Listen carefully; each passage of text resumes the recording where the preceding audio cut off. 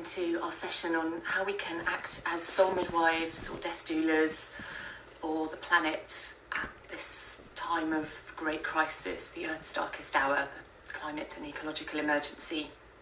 My name's Charlotte Haigh. I'm a priestess of the lover goddess Rhiannon, trained in Avalon by Katinka. I'm also a soul midwife, which means that I offer holistic and spiritual support to the dying and their families. There are other terms for this. There's often slightly different trainings from different schools, but it's a similar idea to a death doula or an end-of-life doula, end-of-life companion.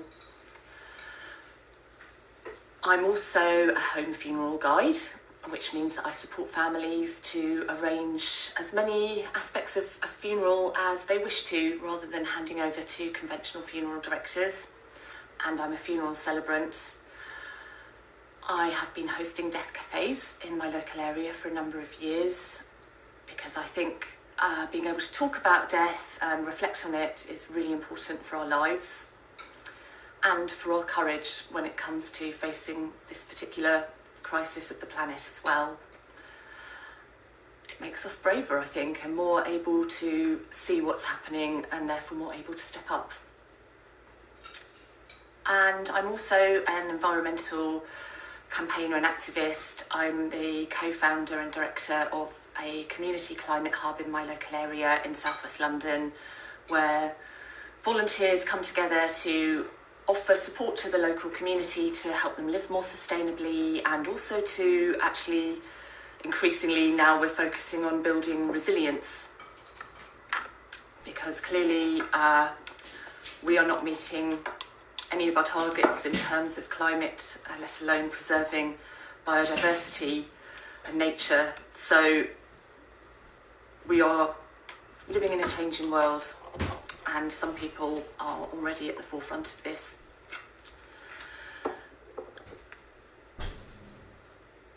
So thank you for being here. I would like to start just by opening space together. Before we do that, I should just say a quick reminder of the things you'll need with you. So candle, which we'll light together in a moment, a bowl of water, some kind of oil for anointing yourself. It can even just be plain olive oil if that's all you have to hand. Definitely something to write with. And ideally some incense or smudge stick for some sacred smoke, which we'll use to open space in a moment. So, yeah, if you take your incense or your sage or whatever you have to hand, if you don't have anything, just tune in and just welcome yourself to this session, letting go of anything that's gone before it, so you can just focus on being here for the next half hour or so. And really take a moment to welcome yourself into this space, and to honour yourself for engaging with this session, which does bring up some very challenging issues, and it takes courage to engage with these. The earth thanks you for being here too.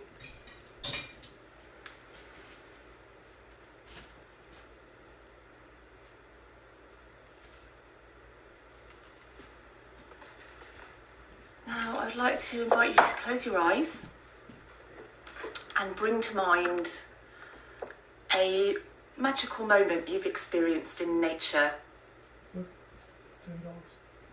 Yes, but that doesn't mean anything because it doesn't tell you how much. I would like to share one actually about an experience I had with a buzzard when I was on my way home from sitting with someone who was very close to death. This was just last autumn actually. It was a really one of those golden September days that felt very magical actually, and we had a really beautiful session together, and there was great love between our souls, as there is so often when everything else is pared away, which happens often towards the end of life.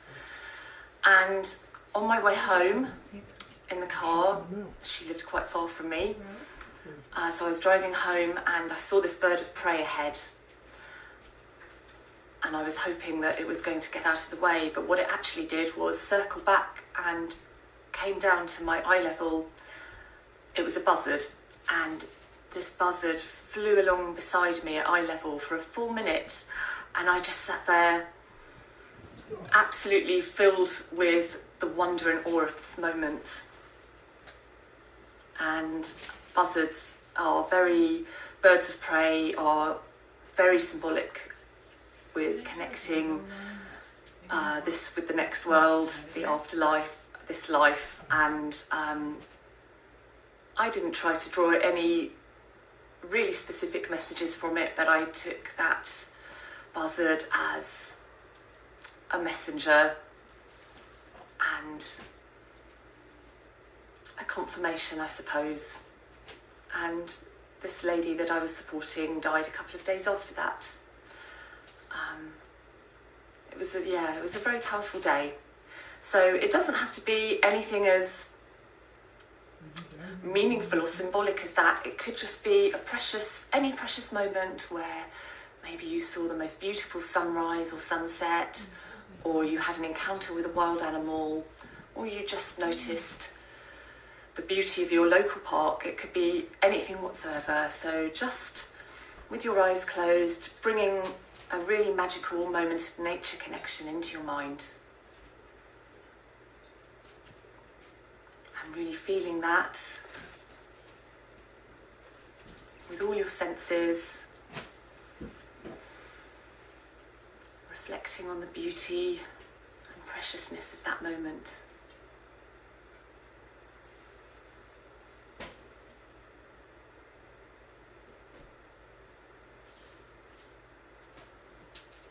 So that turkey's in the freezer, right? Or The fridge, yep, Have you checked on its status lately? no. It was still there yesterday when you went to get your mule. And now holding that moment in your mind, Having a turkey leg with in your mind's eye, we don't have let's light our candles together.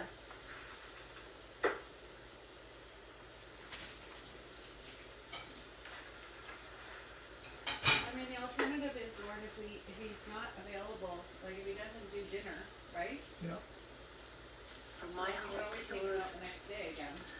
I welcome you. And it's really like, Thank you for being here I don't know if Thanksgiving means anything to him at this point, but and stepping up as a custodian. Well, there's always lunch. Oh, you're going away, that's right. Blessed be. So do you want me to look into him, or go in to see him today? it's up to you if you want to. I can do that. And then you don't need to, right? Right. I just will add that I also am a devotee of the Egyptian feline goddesses, and I live with two earthly representations who often like to get involved when I'm recording something or talking on Zoom or whatever. So you may well see a cat tail or hear a purr at some point, or maybe not. They might be out doing something much more interesting. So I believe that our communities are really going to need people who can be with death and grief and loss of all kinds. We are already witnessing I thought about what death you said, and I do tend at to a mass push level. harder on myself. in the loss of species, in human life, in lots of parts of the world as well. And we are seeing the death of nature all around us, the pollution of our rivers and seas, deforestation, No. I don't think so. and whether people realise it or not, this is deeply painful. It's something we all feel in our bones and in our blood. And so the role of the death doula, soul midwife, death tender, death walker, whatever term you want to use, or death priestess, becomes extremely important at these times. And I will say, actually, I'm really aware a lot of these terms used are quite feminine words, but this work is for all genders. We are going to need people who have the courage and the ability to hold space for others as they come to terms with what's going on, and to also stand up as custodians of nature. this is going to look different for all of us, I think, depending on our particular skills and experience and where we live.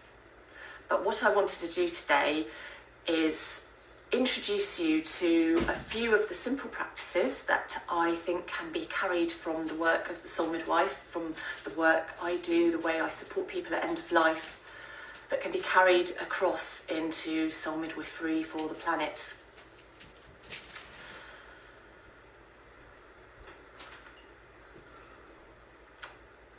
So I was trained at the Soul Midwives School by Felicity Warner, an amazing woman, and she talks about stages of dying.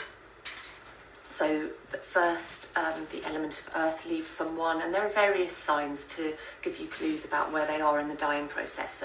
So the element of earth leaves first, then the element of water, then fire, and then finally air in the form of breath.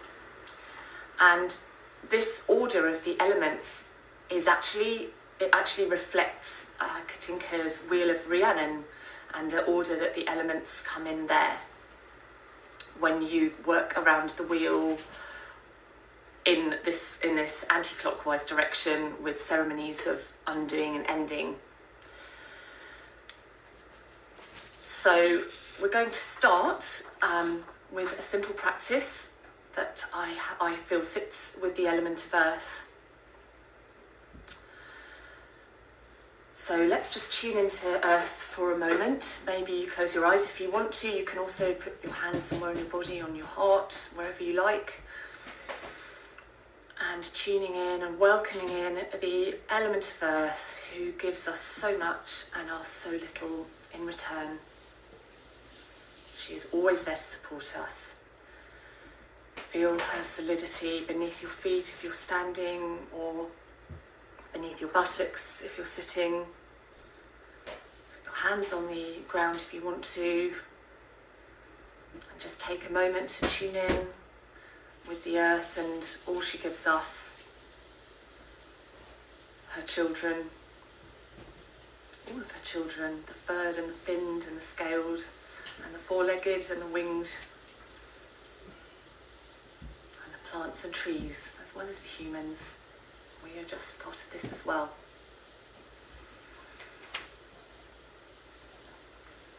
So the practice I use, the Soul Midwife practice, that I have aligned with the element of earth, is deep listening.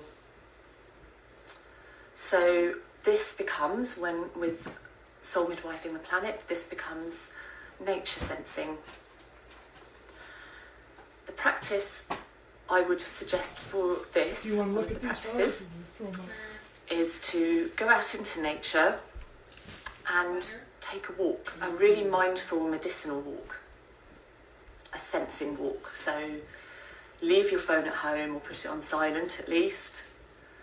No music, nothing to nibble on, maybe take a bottle of water, but that's all. You could also take a little offering bag to leave offerings wherever you feel to. But go out into nature and walk for an hour or so if you can, as long as you can. Walk slowly, pay attention with all of your senses. And use this walk to really sense nature, to listen to her, to listen to what she's saying. I'm going to leave this quite open because I think it is actually better to tune into your own intuition with this and with what it means and what you might see and what messages you might get, and to really have this experience for yourself.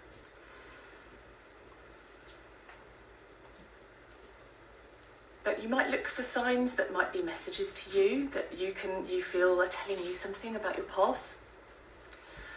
And I would also encourage you to reflect on what's changing in your local environment. Are things thriving or not? Are things coming out earlier than usual? Are there fewer birds, fewer butterflies, fewer insects? I mean, I think we all know that there are, but it's sometimes really powerful to actually go and really notice that. You might want to make offerings on the way. You might want to put your hands on the soil and ask Earth how you can be in service and how you can support yourself as well. Remembering that this is challenging work, it's challenging to even sit with these issues. Not just our own mortality, but the death of so much life on Earth. It's challenging and you need to support yourself in it. And nature always gives solace.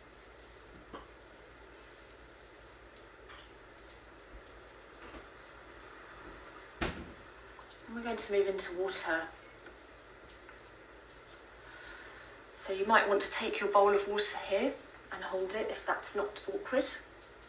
Or just take a moment to bow over the bowl and speak any words of grief into the water. Water can hold your grief.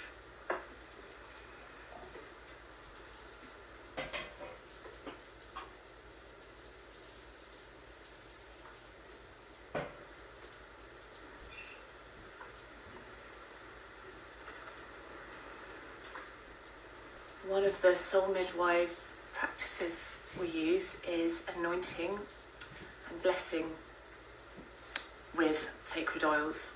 So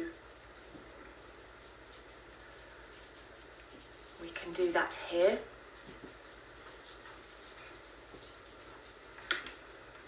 So start by dipping your fingers into the water just to purify your hands, maybe your face, wherever, or your chakras, wherever you feel like you want to connect with the cleansing and purifying of water.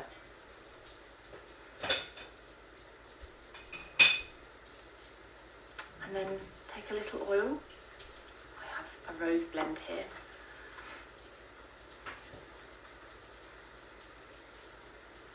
And close your eyes and anoint yourself wherever feels right. I usually do my third eye, my throat and my heart. My wrists as well, actually. And begin to call in an intention for this work. Could be something at this stage very general. It could be an intention to do what you can for the planet at this time.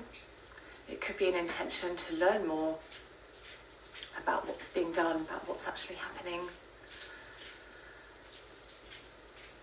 For you, it may be something more specific, but whatever it is, just tune in, begin to feel an intention as you anoint yourself.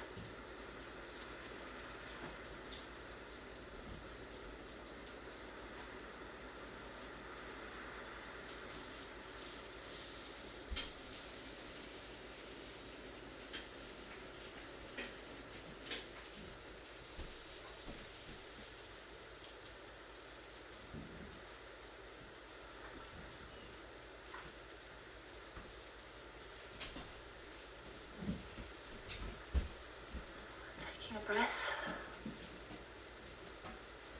Gently open your eyes and take your candle.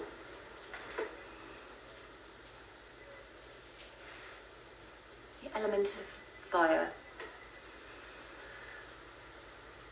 the great transformer, and the flame that shows the way and illuminates the truth for ourselves and for others.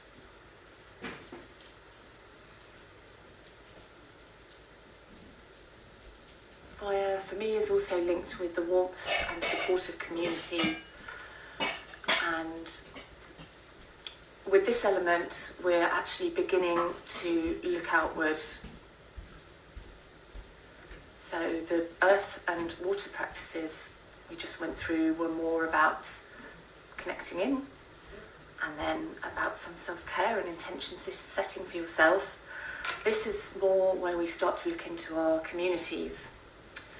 So the soul midwife practice here is vigiling, sitting around the bed of the dying, with friends and family often, and supporting those family members to hold vigil. And for me, this is an invitation to bear witness to what's going on, to not look away, painful as it is to see what's going on. There's a lot of distraction out there, and our role is to be able to hold this space, to bear witness, to honour what's been lost, and to honour what we still have to protect, and to support others to do the same as they come to terms with their own grief. People are at different stages with this, and it can be a real shock to people when they begin to realise the true gravity of the situation. And we can hold space for our communities in that way. And the practice I'd like to share with you here is eco-grief circles. I have been holding these for a while, and they're very simple listening circles where people come together in a safely held space, and everyone has an equal amount of time to share their difficult feelings about the state of the planet, which might include sadness, grief, but also fear and often rage and guilt and remorse. I don't have much imagination for... And it's really important to have a container for these feelings, because sometimes when people start to become aware of what's going on and the reality, it can be very isolating, because sometimes other people in your life might not be there yet, and often we don't want to burden them. We don't want them to feel as worried or sad or distraught as we feel. Or sometimes people just don't want to hear it and might still be in denial. So it can be very difficult if you're someone in your friendship group or your family who has woken up to this and other people haven't. So these eco-grief circles are a really important space where people can actually hear that they are not the only ones who have these feelings, and their feelings can be witnessed and heard. And they can come into community through heartbreak. And as we know, the heart that is broken open is open and open to love. And we need to be able to bring in that love and care, and to support people with it all, and to support them as their hearts break.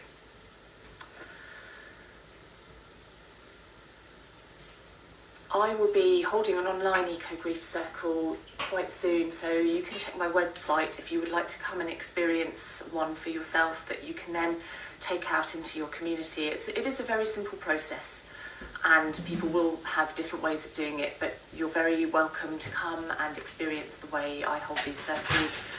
They're free to attend. So just check my website for the next date. Fire, though, is also important for illuminating beauty, and it is very important for us to still see the beauty and joy, and to still find that. And it's an invitation, the flame of illumination is an invitation to actively look for beauty and joy every day, out in nature and in other people. We're part of nature too. And to really make an active effort to make that a practice, to find beauty and joy and to feel it. You can bring it into your home with a nature or seasonal nature altar. That's a really beautiful thing to do, to be reminded of how much wondrousness is still out there and what there is to fight for.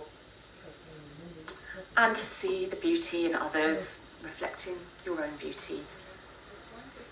So an important thing to remember, that fire, light, reminds us of joy and magic as well.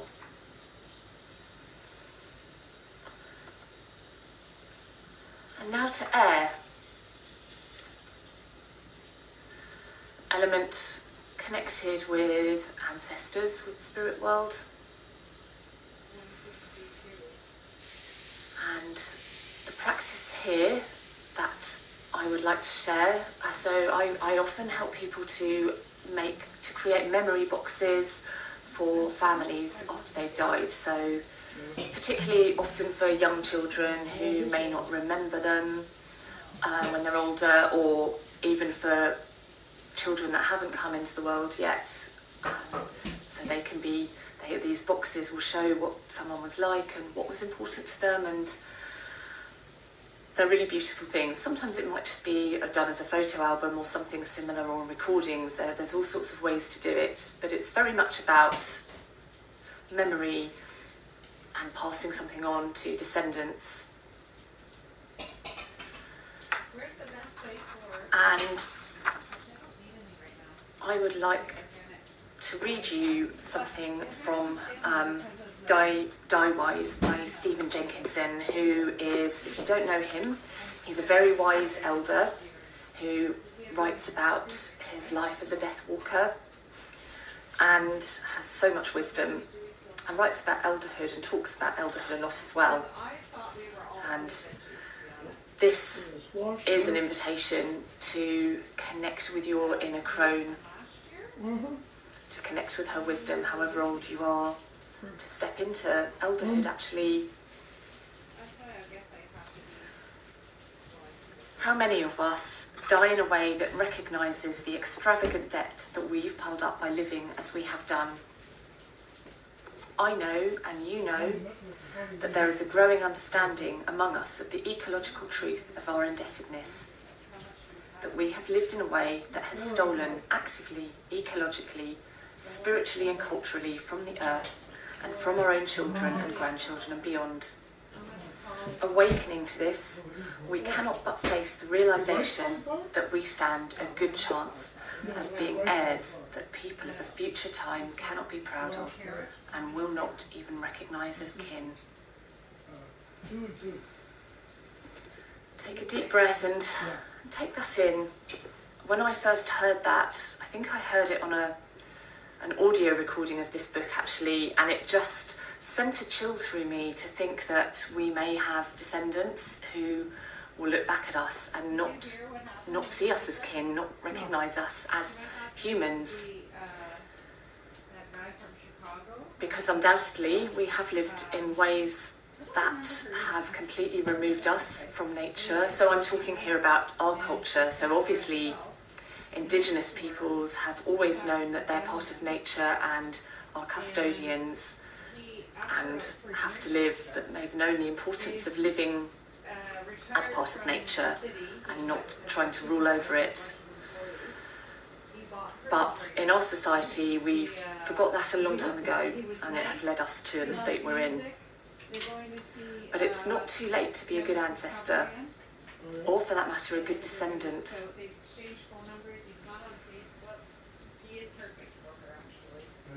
So take a few breaths, close your eyes, feel the life-giving energy of air, air that connects us with all life on earth, with those that have gone before and those that will come after, breathing the same air. Take a moment to think about your ancestors,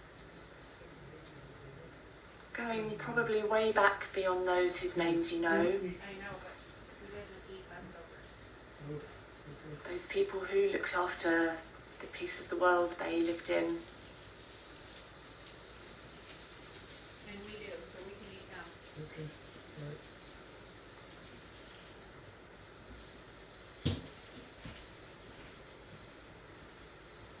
What do you want to say to your ancestors about how you will step up, what you will do now? And then moving forward about your descendants. So you may have children or grandchildren, and if you do, you can hold them in your mind's eye and think about the sort of world you want to pass on to them.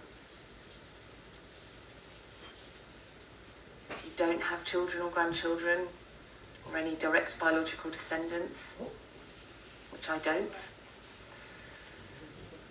We can think about, in general, the life that comes after us, the humans and the animals, our kin, all the other wondrous creatures that have evolved alongside us with whom we share this planet. The intricacy of all that evolution over millions of years.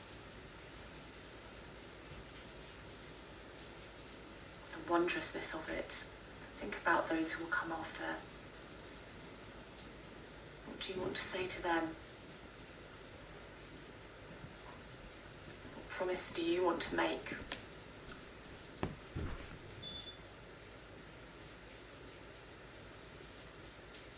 Who do you want to pass this beauty on to? Who do you want to protect it for?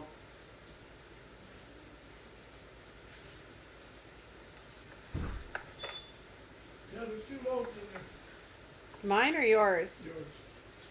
Are you sure? Because Now gently open your eyes. You should probably just use mine, eh? Gluten-free. And I would like to invite you to use the pen and paper to write a note to the earth. Write a pledge, a promise. Dear Earth, Laura saw the I Glorious pledge. Sons last night. And then whatever Laura. you want to say. So for now, go with whatever comes into your head first, which again, as with the intention, may be quite general for now. It will become clearer when you reflect on this more. And when you repeat these practices on your own, which you can. And you may want to carry on writing after we've finished this session shortly. But for now, take a moment to just write a promise to the earth.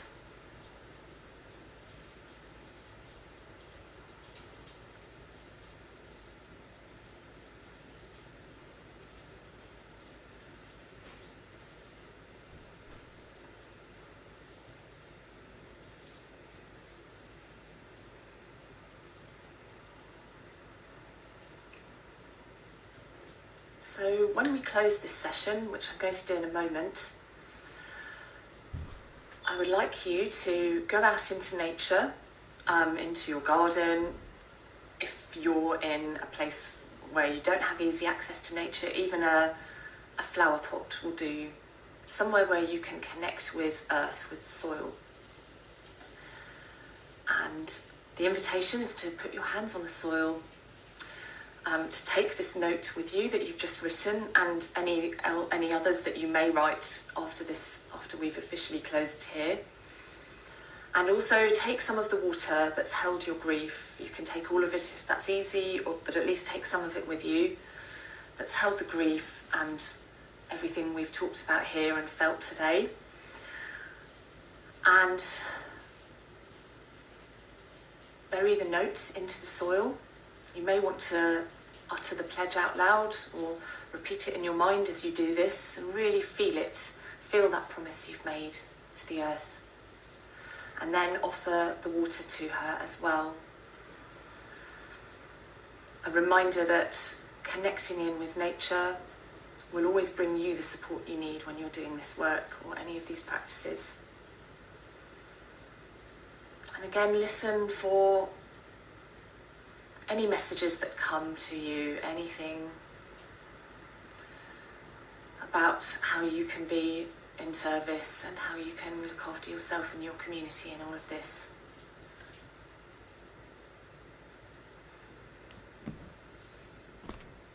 So to close, please close your eyes and connect in again with me and everyone else who's watching. Feel each other's energy.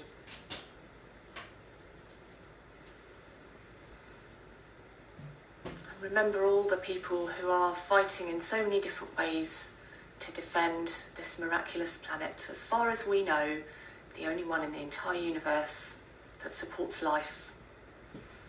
Why would we risk it? We can't. We must stand up for her.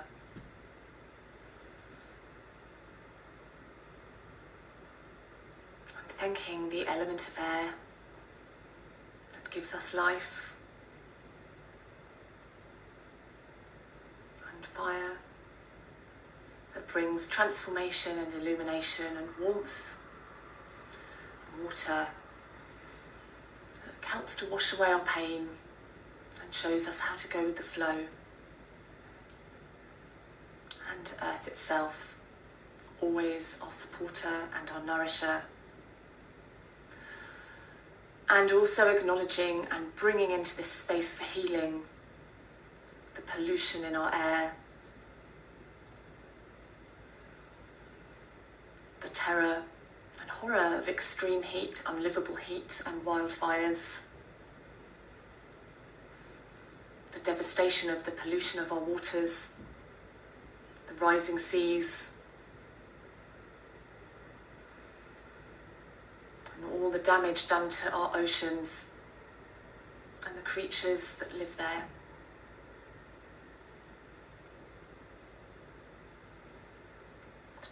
The deforestation, the scarring of the earth, the plundering, the suffering of all her children, so many of her children.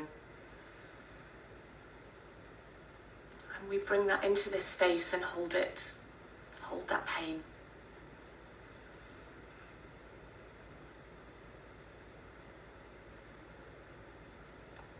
As priests and priestesses of death, as soul midwives, as death doulas, as death walkers, as grief tenders, we hold this pain, we acknowledge it and witness it.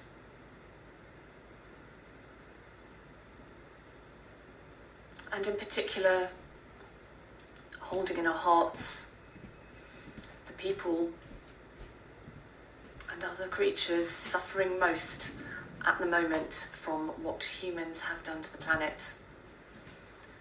The people, so often, those who have done the least to cause the harm. We hold them in our hearts.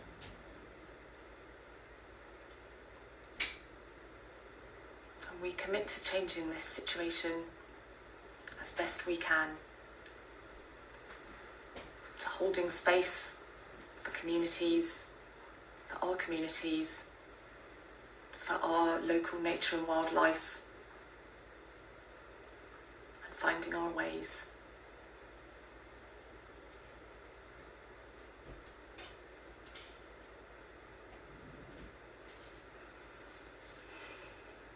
Thank you, and blessed be.